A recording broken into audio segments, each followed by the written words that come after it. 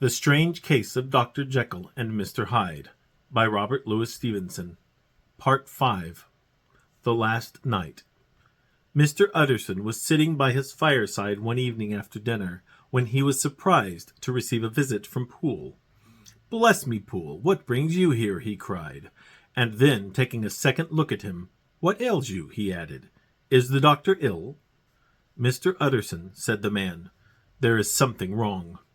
"Take a seat, and here is a glass of wine for you," said the lawyer. "Now, take your time, and tell me plainly what you want." "You know the doctor's ways, sir," replied Poole, "and how he shuts himself up. Well, he's shut up again in the cabinet, and I don't like it, sir. I wish I may die if I like it. Mr. Utterson, sir, I'm afraid." "Now, my good man," said the lawyer, "be explicit. What are you afraid of?" "I've been afraid for about a week," returned Poole, doggedly disregarding the question, "and I can bear it no more." The man's appearance amply bore out his words. His manner was altered for the worse, and except for the moment when he had first announced his terror, he had not once looked the lawyer in the face. Even now he sat with the glass of wine untasted on his knee, and his eyes directed to a corner of the floor. "I can bear it no more," he repeated. "Come," said the lawyer, "I see you have some good reason, Poole. I see there is something seriously amiss. Try to tell me what it is." "I think there's been foul play," said Poole hoarsely. "Foul play!" cried the lawyer, a good deal frightened and rather inclined to be irritated in consequence. "What foul play? What does the man mean?" "I daren't say, sir," was the answer. "But will you come along with me and see for yourself?" Mr. Utterson's only answer was to rise and get his hat and greatcoat, but he observed with wonder the greatness of the relief that appeared on the butler's face, and perhaps with no less that the wine was still untasted when he set it down to follow. It was a wild, cold, seasonable night of March, with a pale moon lying on her back as though the wind had tilted her, and flying wrack of the most diaphanous and lawny texture. The wind made talking difficult, and flecked the blood into the face. It seemed to have swept the streets unusually bare of passengers besides, for Mr. Utterson thought he had never seen that part of London so deserted. He could have wished it otherwise. Never in his life had he been conscious of so sharp a wish to see and touch his fellow creatures. For struggle as he might, there was borne in upon his mind a crushing anticipation of calamity. The square, when they got there, was full of wind and dust, and the thin trees in the garden were lashing themselves along the railing. Poole, who had kept all the way a pace or two ahead, now pulled up in the middle of the pavement, and, in spite of the biting weather, took off his hat and mopped his brow with a red pocket-handkerchief. But for all the hurry of his coming, these were not the dews of exertion that he wiped away, but the moisture of some strangling anguish, for his face was white, and his voice, when he spoke, harsh and broken. "Well, sir," he said, "here we are, and God grant there be nothing wrong." "Amen, Poole," said the lawyer. Thereupon the servant knocked in a very guarded manner. The door was opened on the chain, and a voice asked from within, "Is that you, Poole?" "It's all right," said Poole. "Open the door." The hall, when they entered it, was brightly lighted up. The fire was built high, and about the hearth the whole of the servants, men and women, stood huddled together like a flock of sheep. At the sight of Mr. Utterson, the housemaid broke into hysterical whimpering, and the cook, crying out, "Bless God, it's Mr. Utterson!" ran forward as if to take him in her arms. What? Are you all here?" said the lawyer peevishly. "Very irregular, very unseemly. Your master would be far from pleased." "They're all afraid," said Poole. Blank silence followed, no one protesting. Only the maid lifted her voice, and now wept loudly. "Hold your tongue," Poole said to her, with a ferocity of accent that testified to his own jangled nerves. And indeed, when the girl had so suddenly raised the note of her lamentation, they had all started, and turned towards the inner door with faces of dreadful expectation. "And now," continued the butler, addressing the knife-boy, "reach me a candle, and we'll get this through hands at once." And then he begged Mr. Utterson to follow him, and led the way to the back garden. "Now, sir," said he, "you come as gently as you can. I want you to hear, and I don't want you to be heard. And see here, sir, if by any chance he was to ask you in, don't go." Mr. Utterson's nerves at this unlooked-for termination gave a jerk that nearly threw him from his balance, but he recollected his courage, and followed the butler into the laboratory building through the surgical theater, with its lumber of crates and bottles, to the foot of the stair. Here Poole motioned him to stand on one side and listen, while he himself, setting down the candle and making a great and obvious call on his resolution, mounted the steps and knocked with a somewhat uncertain hand on the red baize of the cabinet door. "Mr. Utterson, sir, asking to see you," he called, and even as he did so, once more violently signed to the lawyer to give ear. A voice answered from within. "Tell him I cannot see anyone," it said complainingly. "Thank you, sir," said Poole, with a note of something like triumph in his voice, and, taking up his candle, he led Mr. Utterson back across the yard and into the great kitchen, where the fire was out and the beetles were leaping on the floor. "Sir," he said, looking Mr. Utterson in the eyes, "was that my master's voice?" "It seems much changed," replied the lawyer, very pale, but giving look for look. "Changed? Well, yes, I think so," said the butler. "Have I been 20 years in this man's house to be deceived about his voice? No, sir. Master's made away with. He was made away with 8 days ago, when we heard him cry out upon the name of God. And who's in there instead of him? And why it stays there is a thing that cries to heaven, Mr. Utterson." "This is a very strange tale, Poole. This is rather a wild tale, my man," said Mr. Utterson, biting his finger. "Suppose it were as you suppose, supposing Dr. Jekyll to have been, well, murdered, what could induce the murderer to stay? That won't hold water. It doesn't commend itself to reason." "Well, Mr. Utterson, you are a hard man to satisfy, but I'll do it yet," said Poole. "All this last week, you must know, him, or it, whatever it is that lives in that cabinet, has been crying night and day for some sort of medicine, and cannot get it to his mind. It was sometimes his way, the master's, that is, to write his orders on a sheet of paper and throw it on the stair. We've had nothing else this week back, nothing but papers, and a closed door, and the very meals left there to be smuggled in when nobody was looking. Well, sir, every day, aye, and twice and thrice in the same day, there have been orders and complaints, and I have been sent flying to all the wholesale chemists in town. Every time I brought the stuff back, there would be another paper telling me to return it, because it was not pure, and another order to a different firm. This drug is wanted bitter bad, sir, whatever for." "Have you any of these papers?" asked Mr. Utterson. Poole felt in his pocket and handed out a crumpled note, which the lawyer, bending nearer to the candle, carefully examined. Its contents ran thus: "Dr. Jekyll presents his compliments to Messrs. Maw. He assures them that their last sample is impure and quite useless for his present purpose. In the year 1800 something, Dr. J. purchased a somewhat large quantity from Messrs. M. He now begs them to search with most sedulous care, and should any of the same quality be left, forward it to him at once. Expense is no consideration. The importance of this to Dr. J. can hardly be exaggerated." So far the letter had run composedly enough, but here with a sudden splutter of the pen, the writer's emotion had broken loose. "For God's sake," he added, "find me some of the old." "This is a strange note," said Mr. Utterson, and then sharply, "How do you come to have it open?" "The man at Maw's was main angry, sir, and he threw it back to me like so much dirt," returned Poole. "This is unquestionably the doctor's hand, do you know?" resumed the lawyer.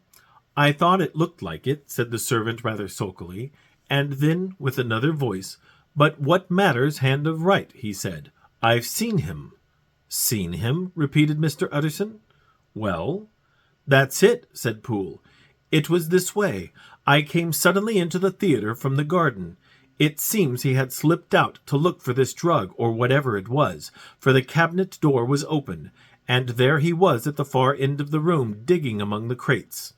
He looked up when I came in, gave a kind of cry, and whipped upstairs into the cabinet. It was but for 1 minute that I saw him, but the hair stood upon my head like quills.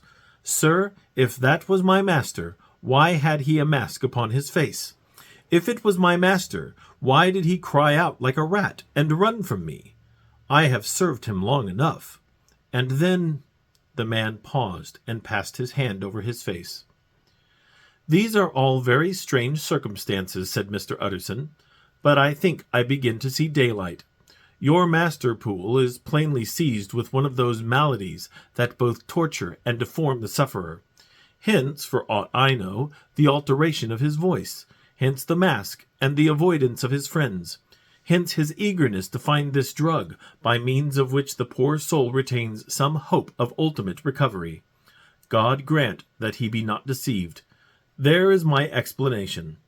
It is sad enough, Poole, aye, and appalling to consider, but it is plain and natural, hangs well together, and delivers us from all exorbitant alarms." "Sir," said the butler, turning to a sort of mottled pallor, "that thing was not my master, and there's the truth. My master," here he looked round him and began to whisper, "is a tall, fine build of a man, and this was more of a dwarf." Utterson attempted to protest. "Oh, sir," cried Poole, "do you think I do not know my master after 20 years? Do you think I do not know where his head comes to in the cabinet door, where I saw him every morning of my life? No, sir, that thing in the mask was never Dr. Jekyll. God knows what it was, but it was never Dr. Jekyll, and it is the belief of my heart that there was murder done."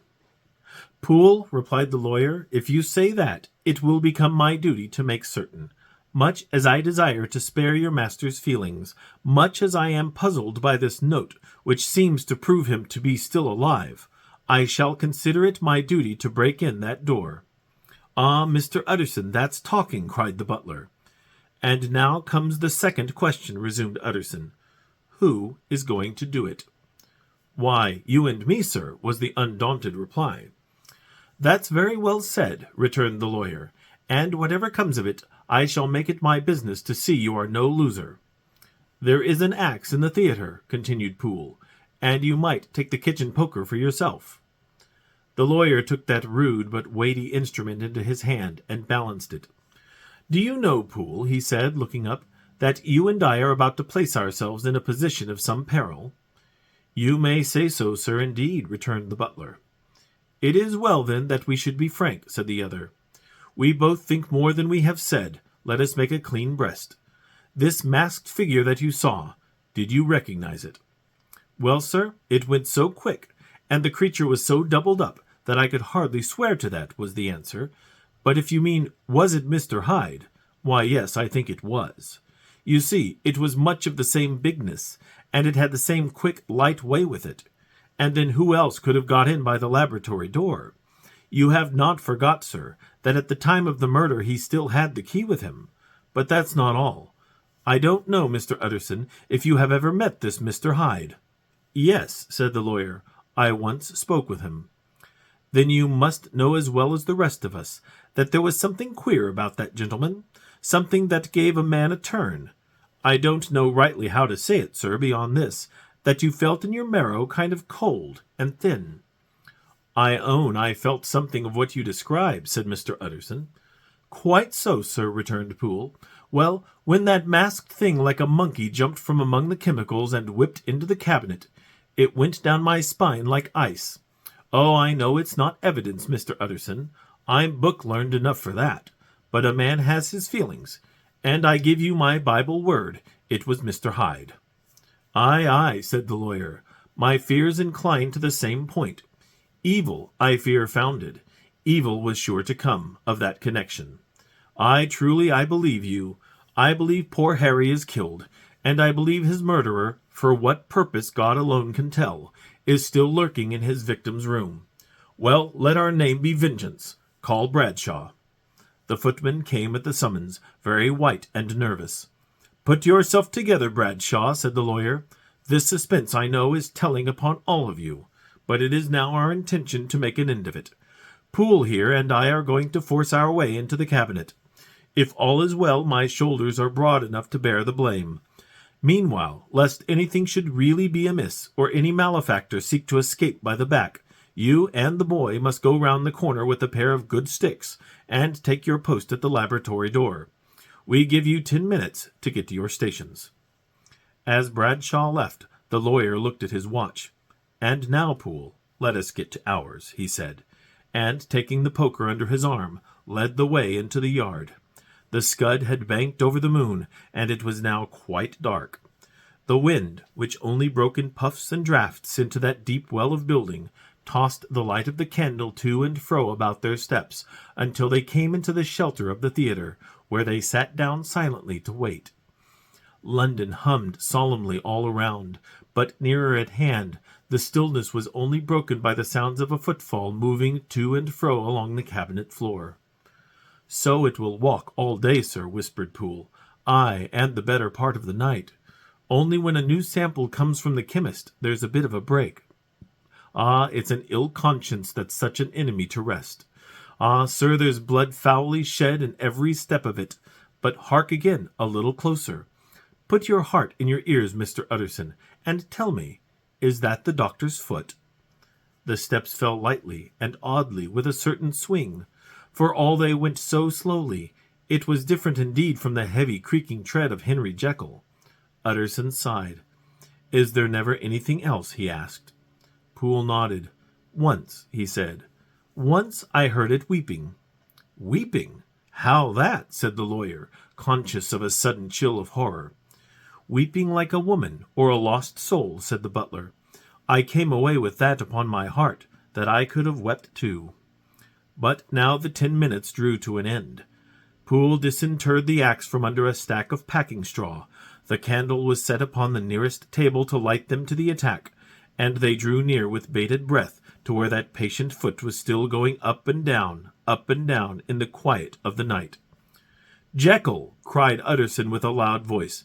"I demand to see you." He paused a moment, but there came no reply. "I give you fair warning, our suspicions are aroused, and I must and shall see you," he resumed. "If not by fair means, then by foul. If not of your consent, then by brute force." "Utterson," said the voice, "for God's sake have mercy." "Ah, that's not Jekyll's voice, it's Hyde's," cried Utterson. "Down with the door, Poole." Poole swung the axe over his shoulder. The blow shook the building, and the red baize door leaped against the lock and hinges. A dismal screech, as of mere animal terror, rang from the cabinet. Up went the axe again, and again the panels crashed and the frame bounded. 4 times the blow fell, but the wood was tough and the fittings were of excellent workmanship, and it was not until the 5th that the lock burst, and the wreck of the door fell inwards on the carpet. The besiegers, appalled by their own riot and the stillness that had succeeded, stood back a little and peered in. There lay the cabinet before their eyes in the quiet lamplight, a good fire glowing and chattering on the hearth, the kettle singing its thin strain, a drawer or two open, papers neatly set forth on the business table, and, nearer the fire, the things laid out for tea. The quietest room, you would have said, and but for the glazed presses full of chemicals, the most common place that night in London. Right in the middle there lay the body of a man sorely contorted and still twitching. They drew near on tiptoe, turned it on its back, and beheld the face of Edward Hyde. He was dressed in clothes far too large for him, clothes of the doctor's bigness. The cords of his face still moved with a semblance of life, but life was quite gone, and by the crushed phial in the hand, and the strong smell of kernels that hung upon the air, Utterson knew that he was looking on the body of a self-destroyer. "We have come too late," he said sternly, "whether to save or punish. Hyde is gone to his account, and it only remains for us to find the body of your master." The far greater proportion of the building was occupied by the theatre, which filled almost the whole ground story, and was lighted from above, and by the cabinet, which formed an upper story at one end, and looked upon the court. A corridor joined the theatre to the door on the by-street, and with this the cabinet communicated separately by a second flight of stairs. There were besides a few dark closets and a spacious cellar. All these they now thoroughly examined. Each closet needed but a glance, for all were empty, and all, by the dust that fell from their doors, had stood long unopened. The cellar indeed was filled with crazy lumber, mostly dating from the times of the surgeon who was Jekyll's predecessor. But even as they opened the door they were advertised of the uselessness of further search by the fall of a perfect mat of cobweb which had for years sealed up the entrance. Nowhere was there any trace of Henry Jekyll, dead or alive. Poole stamped on the flags of the corridor. "He must be buried here," he said, hearkening to the sound. "Or he may have fled," said Utterson, and he turned to examine the door in the by-street. It was locked, and lying nearby on the flags they found the key, already stained with rust. "This does not look like use," observed the lawyer. "Use?" echoed Poole. "Do you not see, sir, it is broken, much as if a man had stamped on it?" "Aye," continued Utterson, "and the fractures, too, are rusty." The two men looked at each other with a scare. "This is beyond me, Poole," said the lawyer. "Let us go back to the cabinet." They mounted the stair in silence, and still with an occasional awestruck glance at the dead body, proceeded more thoroughly to examine the contents of the cabinet. At one table there were traces of chemical work, various measured heaps of some white salt being laid on glass saucers, as though for an experiment in which the unhappy man had been prevented. "That is the same drug that I was always bringing him," said Poole, and even as he spoke, the kettle with a startling noise boiled over. This brought them to the fireside, where the easy-chair was drawn cosily up, and the tea-things stood ready to the sitter's elbow, the very sugar in the cup. There were several books on a shelf. One lay beside the tea-things open, and Utterson was amazed to find it a copy of a pious work, for which Jekyll had several times expressed a great esteem, annotated in his own hand with startling blasphemies. Next, in the course of their review of the chamber, the searchers came to the cheval-glass, into whose depths they looked with an involuntary horror.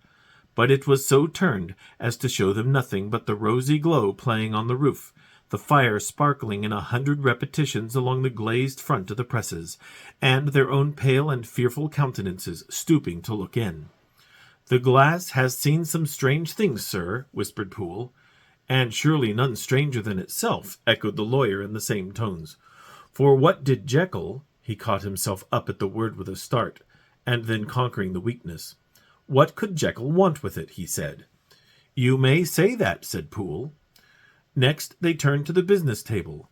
On the desk, among the neat array of papers, a large envelope was uppermost, and bore in the doctor's hand the name of Mr. Utterson.